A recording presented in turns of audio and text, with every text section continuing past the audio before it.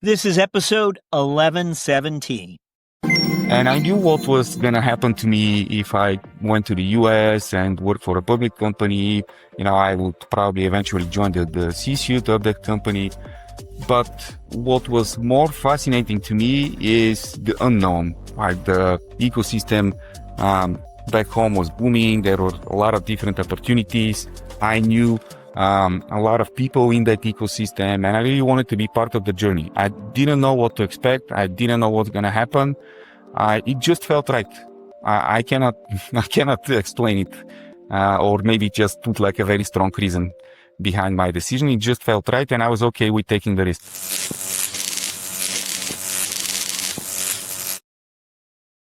When Konstantin Dzhengozov turned down a corporate development role in the U.S., he wasn't walking away from opportunity.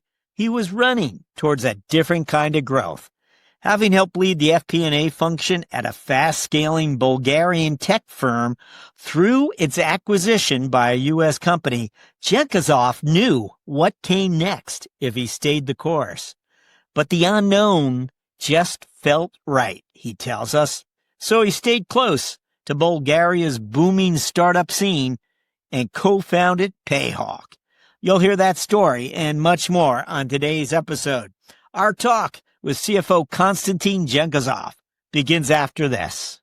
When it comes to company spend, most finance teams are on defense, reacting to surprise spend, chasing receipts, saying no. But there's a better way.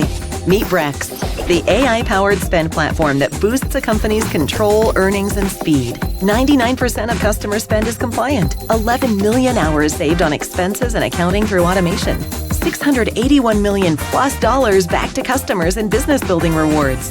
Make every dollar count with Brex. Before Payhawk became one of Europe's fastest growing spend management platforms, its co-founder, Konstantin Dzhengozov, was building what looked like a classic finance career. Big Four roots, ACA credentials, a controller role. Somewhere along the way, Konstantin got off the finance leadership train. The CFO title he holds today isn't the destination of a traditional climb. It's the byproduct of a decision to take a risk, follow an entrepreneurial instinct, and build something of his own. We wanted to understand what made him leap when so many others don't. Konstantin, welcome. Pleasure to be here. Thanks for the invite. So, as I was just sort of suggesting, you had the makings of a classic finance leadership career. Big Four ACA qualified controller level experience.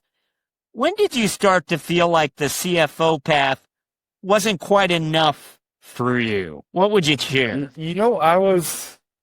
I was never thinking, or I was never aspiring to be a CFO, to be honest. I mean, I was, to start way back early in the days, I was good at math. I was good with money, and in high school and in university, and I've always wanted to be an investment banker.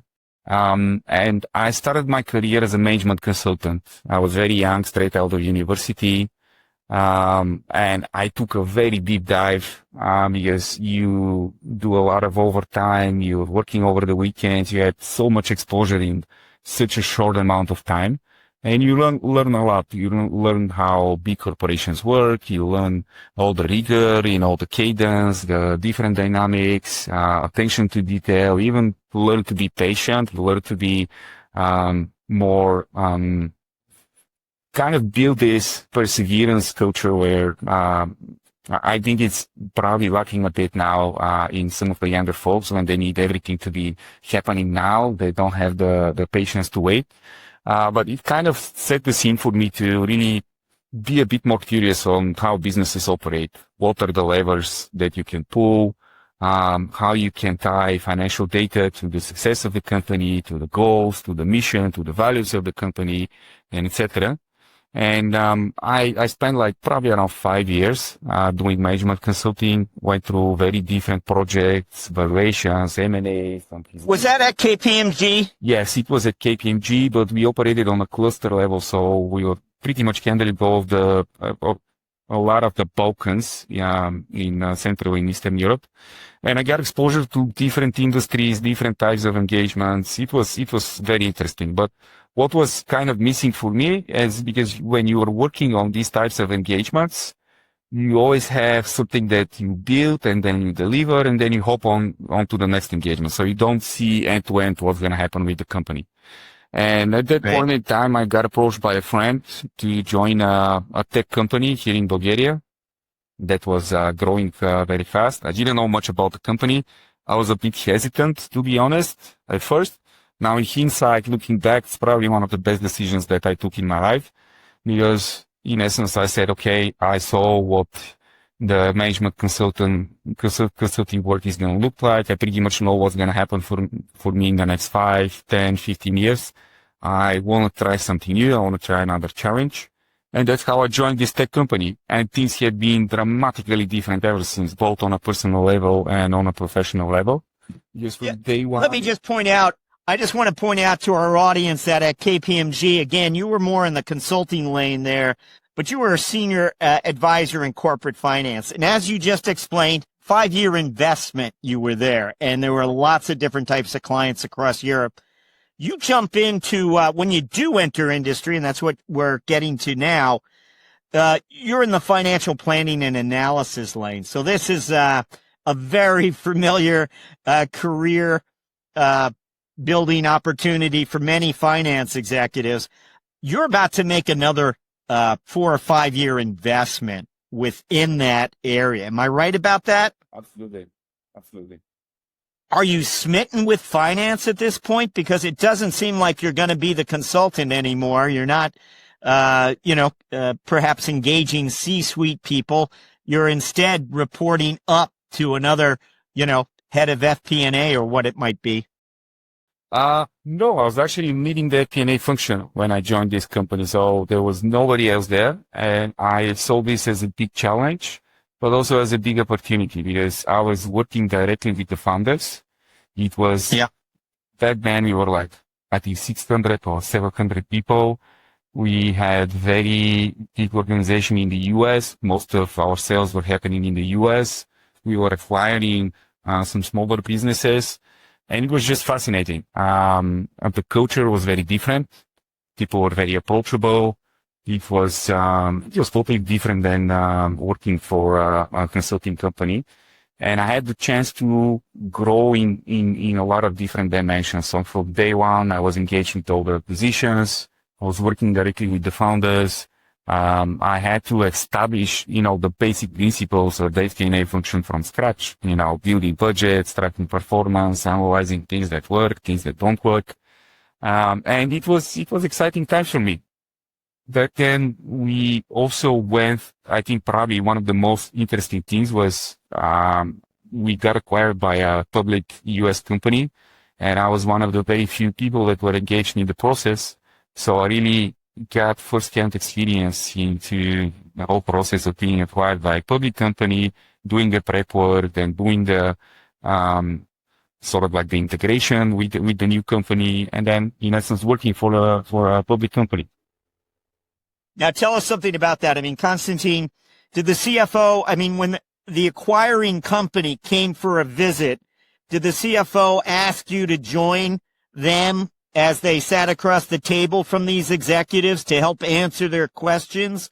Or what exactly transpires there that, as you described yourself as one of the executives who were involved? We were working a lot on the data and the data room, working directly with the consultants on the other hand that were handling this. And it was probably like a 2-3 months project. Very heavy, very deep project in terms of understanding the business, but also, us understanding the business on the other hand. It was very, very interesting. And you get like different types of dynamics, there's a lot of back and forth when it comes to, the forecast that we're building for the next 3 years, 5 years, how optimistic, how pessimistic is the other end. So you kind of need to find the middle point where you can start having conversations on what's going to work for the combined companies together. Okay, so you're involved in this this merger of companies. I guess we're looking for that moment or even a frustration in your finance career when that entrepreneurial itch begins to become hard to ignore. Well, I was lucky enough to, the two other co-founders of Payhawk. We worked together at that software company, and we know each other pretty well for quite some time. After the acquisition, I got an offer to move to the US to help to partially lead the corporate development function and to work directly with the C-suite of the public company, which I turned down. Wow. I turned down because I wanted to, back then, I had a very strong relationship with the co-founders of the Bulgarian tech company, and the ecosystem here was booming. So I really wanted to stay close to the ecosystem, and I decided to leave. I took some short amount of time off, and then the idea of Payhawk was born, and I was immersed into this journey from day one. But okay, but now wait a minute. That's too fast for us. It's almost like you say Payhawk. Seriously, did you evaluate other areas, or why did this space, spend management space, become so obvious to you?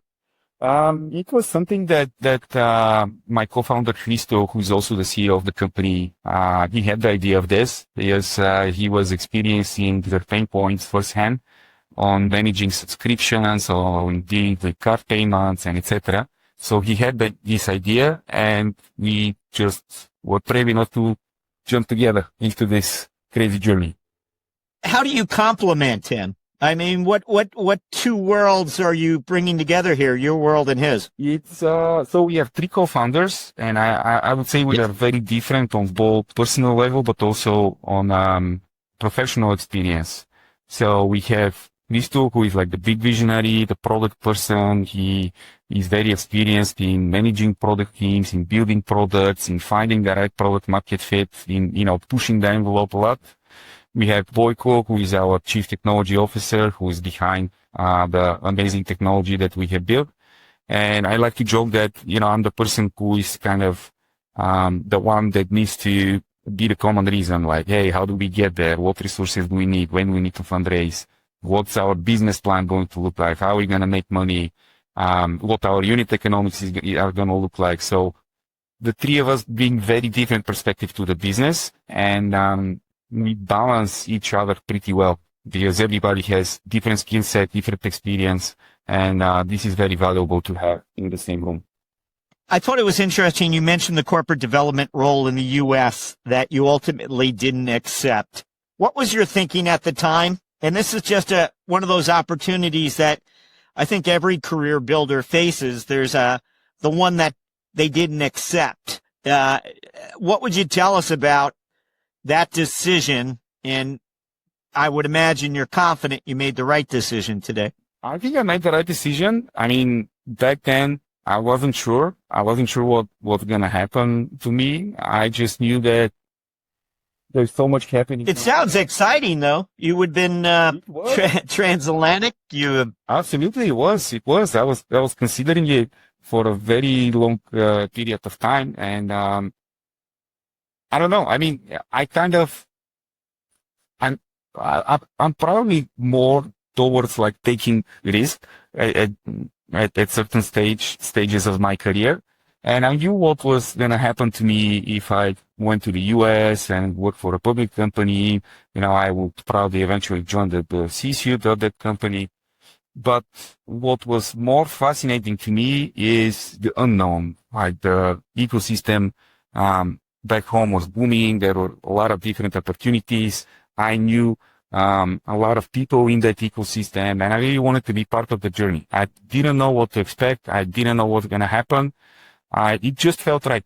I cannot explain it, or maybe just put like a very strong reason behind my decision. It just felt right, and I was okay with taking the risk.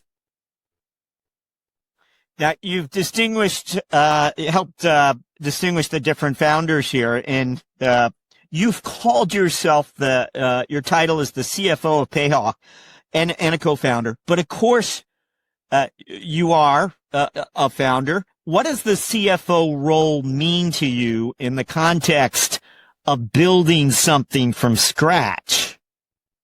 It means different things in the different phases of the company. I used to be a one-man show, so I was handling everything from, making sure we're making the right accounting entries to setting the chart of accounts, talking to consultants, taking care of the payroll, working on the budget, working on the fundraise, creating strategic plans, analyzing our unit economics, developing the model that in essence is going to help us make money down the road, and we will build something with very strong foundations. I was engaged with a lot of legal work back then. So I was doing a lot of research on regulations, on how does payment scheme work, setting up entities, setting up offices in different locations. Some of the compliance functions also I have been heavily involved in. I would say it's in the early days and probably in the first few years, I was engaged with pretty much a lot of the different G&A functions. They were either at some point started by me or I had some heavy involvement to keep this off the ground. And it was very different experience to just being buried in the finance world. It gives you very different perspective because I was also, one of the things that we are doing is our product is tightly connected to the CFO office in general because we are solving the pain points of the CFO office. And on one hand, I had very good input on what you need to build and what pain points we need to address. On the other hand, I'm also working with the sales, the marketing folks, establishing some of the G&A functions, making sure that our finances are in check. And it was super exciting. Yep. So tell us something about the capital structure here. Was this, I imagine, bootstrapped originally, and have you done a capital raise? Where are you? It was bootstrapped originally with some angel investments, and then we currently have raised $240 million US. We went to the last round we did was in 2022, which made us the first unicorn coming from a small country like Bulgaria in Eastern Europe. Wow. So was this your first capital raise? No, we did. And I'm speaking you as a finance person. Had you been earlier? Had you been involved in some of the capital raising? Just to get a sense of, it's quite a milestone, that number. Although before Payhawk, I wasn't involved in capital raising from VC firms, but I was also working with some of the VC companies in here in Bulgaria, advising them on different companies and different projects, working with some of the portfolio companies.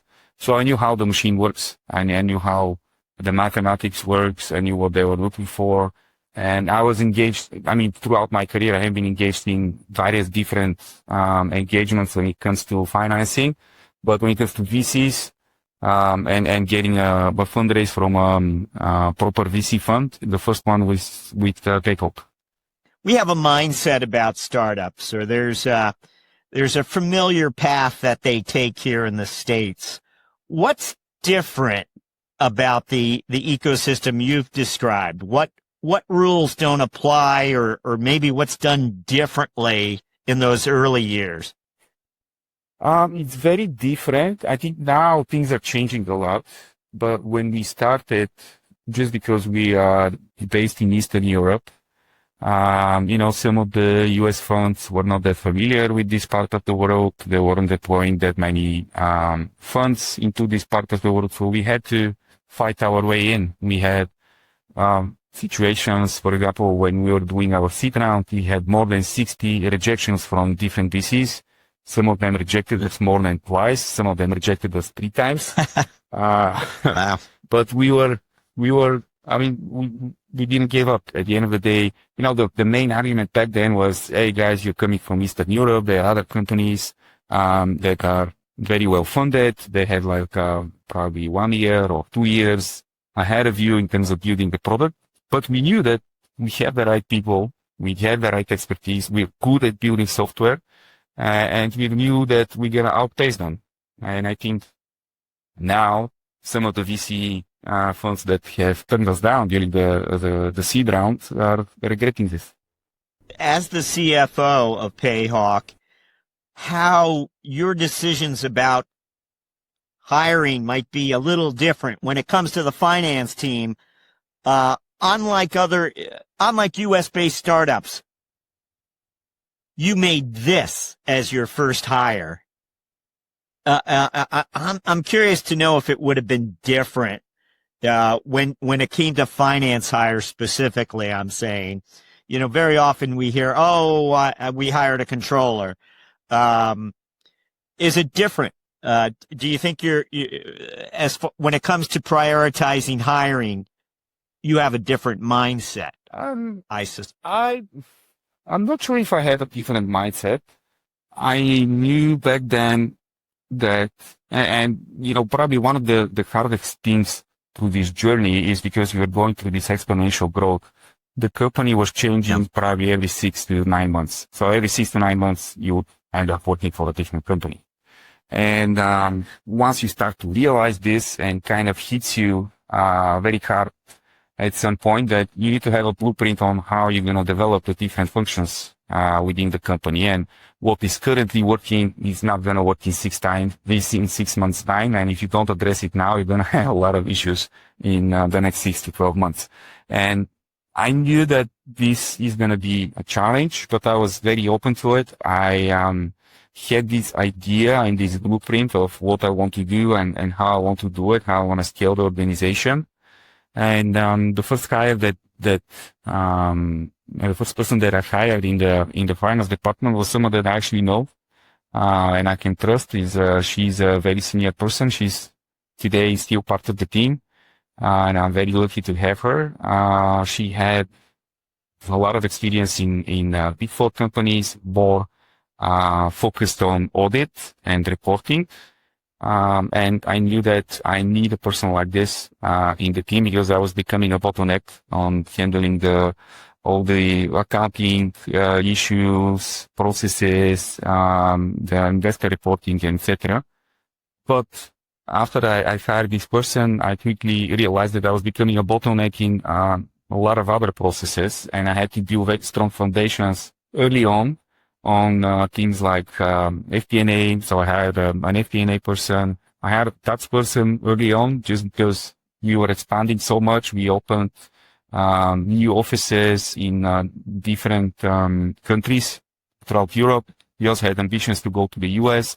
So our corporate structure was becoming complex, and I needed someone I can trust and I can rely on when it comes to the tax setup of the group of companies. And I hired a very, very experienced tax person that is actually still with us today.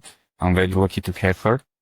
But where I was going with this was, you from a one-man show, you kind of become a bottleneck at some point. And the sooner you realize it, you need to address it. You need to have this blueprint on, okay, what are the core functions that I need to start building? What are the people that I need to start hiring?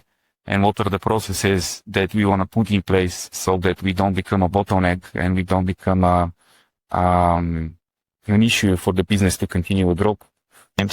And I think it was helpful to hear you illustrate your decision-making around hiring. When you feel the pain, when I'm the bottleneck, I know it's time, sort of. That's your sort of litmus test. Let us know about this opportunity then. And again, you shared one of your co-founders is usually big picture, visionary, articulating that. Clearly, it resonated with you. You understood the opportunity as that person kind of capsulized it. And clearly, in the spend management arena, one that we would think is very competitive, you folks have really gotten traction.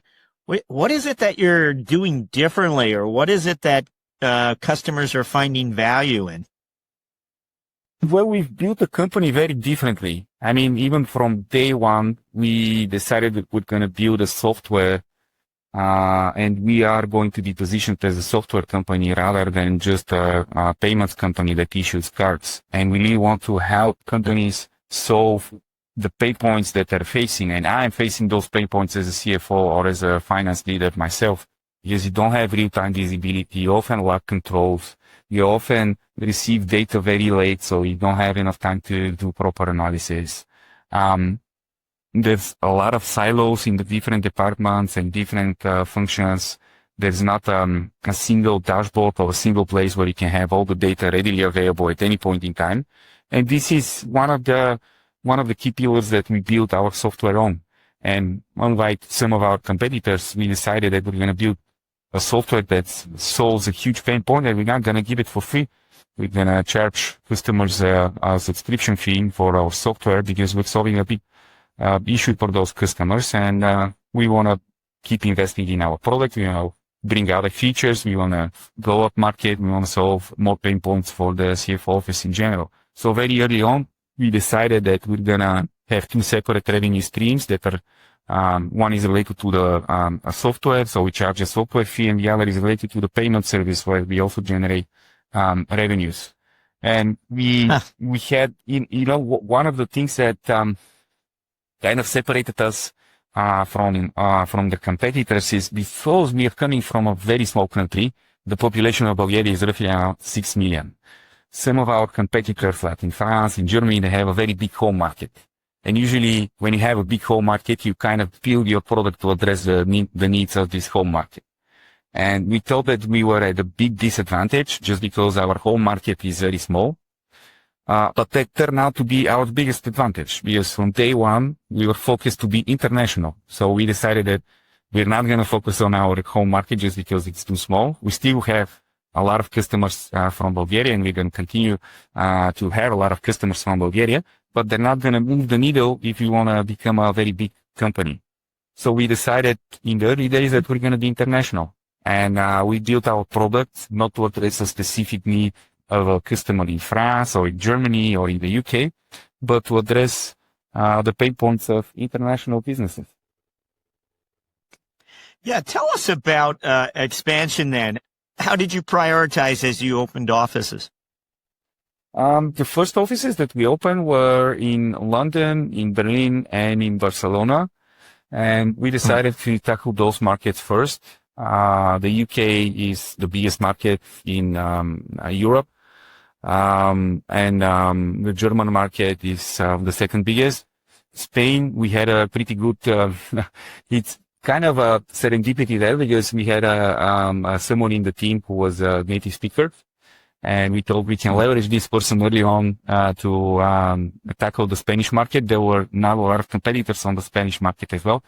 And that's how we started. But right now we have an office in Paris, we have an office in Amsterdam, we have an office in New York. So we are expanding a lot. So now that you've built a business, does CFO still mean what it used to mean to you? Or has founding changed the definition for you entirely? I think that's actually a pretty good question. I wouldn't say I probably wouldn't fit into the perception of like the CFO that you would imagine that's doing debits and credits and is obsessed about audit reporting and etc. I'm good at those things. What I'm really excited about is the business and how we can grow the business. And I have a motto that I keep telling to my team. I don't want finance to be a back office function. I see finance as a business partner, and finance should be enabling the business to grow rather than being a back office function and focusing on debits and credits or reporting. And when you're a finance person, but you're also a founder of the company, you have to find this fine balance between saying no, because as finance leaders, usually you are a bit more risk averse, and then also exploring opportunities and say, okay, you know what? I don't know what's going to happen with this feature or this campaign that we are launching. I'm okay to spend some money to test it, to see what's going to happen, and see how we can evolve from there, whether we made a good bet or a bad bet, or whether we can learn something from this experience. And it's kind of an ongoing balance between the two different hats that you're wearing. I think you mentioned 2022, you did the capital raise. Should we expect to see another capital raise in the next 18 months to 2 years? We haven't stopped talking to investors. We're always talking to investors. We see a lot of inbound interest in us. We are well capitalized. We don't actually need to fundraise at this stage. I think if we do another fundraising round, it's going to be a more strategic one. It's not going to be just getting money from someone, which is always the case, but it's going to be more focused on bringing someone in the boardroom who can help us take the company to the next level, who has more experience in scaling international payments companies. And yeah, that's probably going to be one of the main reasons if we do another fundraise. We're talking to investors every day. So, Konstantin, we always like to ask what we refer to as ask for a finance strategic moment. And this could have been any time in your career. It might have been here at Payhawk. It might have been back in your KPMG days. But something about finance, suddenly you realized how strategic it really was. Something revealed to you perhaps by the numbers, your visibility into the business, your ability to change things. What comes to mind when we ask for a finance strategic moment? I think, and I think that I touched on this early on. From day one, the revenue streams that we build for the company, we're going to be charging for software. We're also going to be making money from the payment services. And this is something that, for example, a lot of our competitors were not doing. But we saw a way that our unit economics are going to be better and we can make this work. And we built a pretty detailed model to understand the different components of the software piece, but also the different components of the payment services. And I remember we were working with a banking as a service partner from Germany back then. And just because I built this very heavy model, I remember us talking to them when we were finalizing the deal. And I told them, you know what, I think in 6 months we're going to be break even with this program and we're going to be start earning money from the services that you're going to be providing to us. And they looked at me and they were a bit shocked and they were like, what do you mean in 6 months? Probably none of our clients is actually making money from the payment services. I'm like, well, they probably have the wrong model. And what happened in reality is fast forward 6 months, we were at break even at that program and we started generating money. You know, I meant to ask you some questions about AI and just when it comes to evaluating AI investments today. Can you tell us something about, how do you evaluate and, as far as ROI and some of the strategic investments you're making? Yeah, I think AI is becoming such a big hype. It's very hard to cut through the noise currently. Everybody seems to be doing some type of AI project or something related to AI. And it's very, very hard to cut through the noise. We recently launched our vision for AI agents that are targeting the CFO office.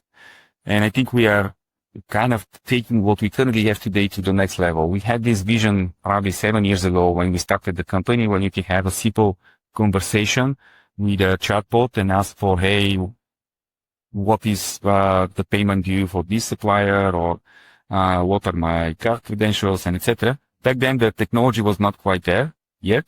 I think now the technology is there, and we are betting heavy on the AI.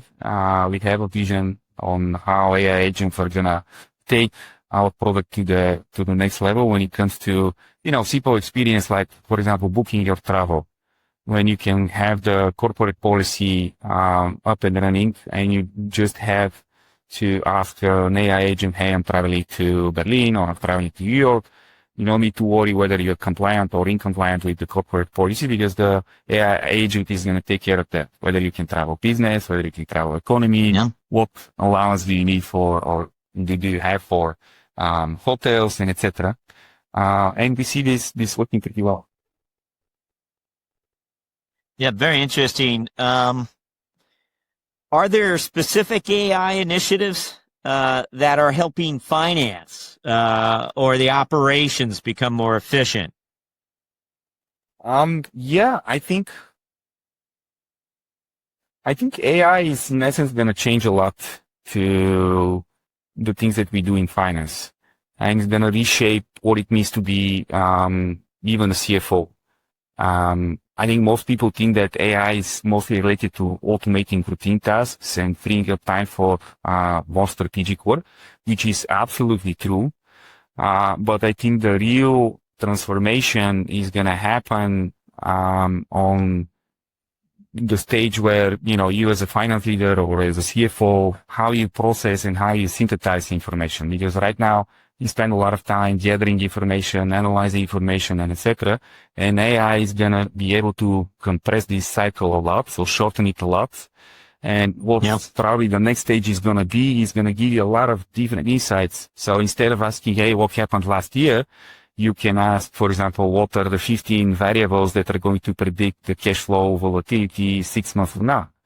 Or you can do very complex modeling and creating different variables and how they interact with each other, run different scenarios in a very fast manner. So I think this is going to be a game changer when you're doing sensitivity testing, when you're exploring different opportunities, when you want to expand the company to a different region, and etc. You can build very, very complex models, and you can build very different variables, and you can test them with ease with AI.